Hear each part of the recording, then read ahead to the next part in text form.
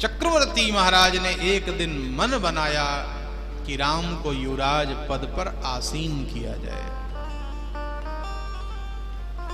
और मन क्यों बनाया जानते हो?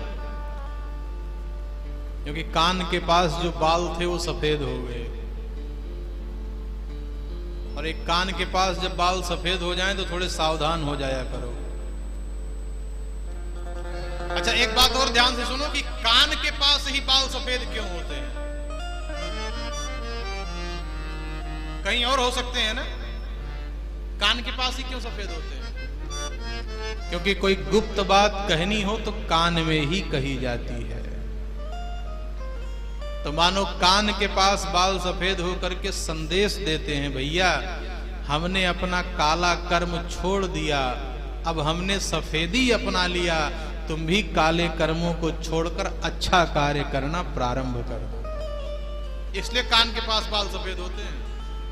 भगवान शंकराचार्य तो कहते कृतंतस्य दूती जरा कर्ण मूले समागत्य लोका शृणुध्वम शृणुध्वम पर स्त्री पर द्रव्य हिंसत्यजध्वम भजध्वम रमानाथ पादारविंदम। और यहां आप देखो क्या हुआ। आज महाराज प्रातः काल के समय स्नान ध्यान तैयार होकर के राज्यसभा जाने का मन बनाया, मुकुट उठाकर मस्तक पर रखा तो देखा कि मुकुट थोड़ा टेढ़ा हो गया, और मुकुट जब ठीक करने लगे तो कान के पास सफेद बाल दिखाई पड़ गया।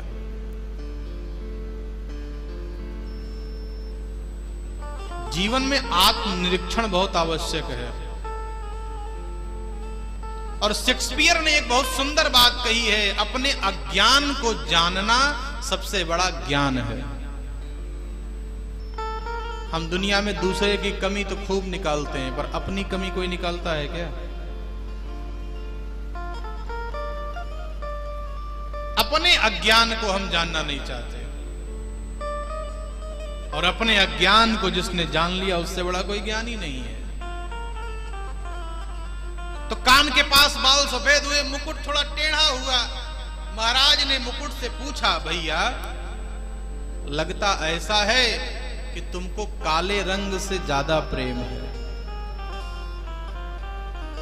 तो मुकुट ने कहा, नहीं नहीं सरकार, ऐसी बात नहीं। कहा, बिल्कुल ऐसी बात है।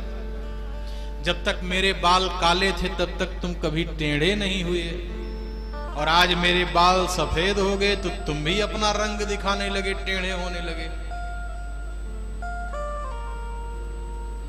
इसका अर्थ यह है कि तुमको काले रंग से ज्यादा प्रेम है।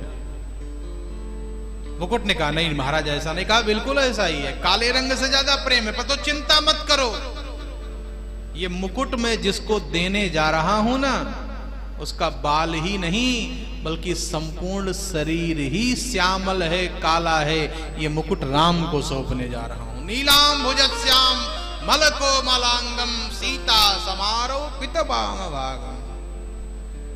अब ये मुकुट ही मैं राम को दे दूंगा जिसका संपूर्ण शरीर श्यामल है।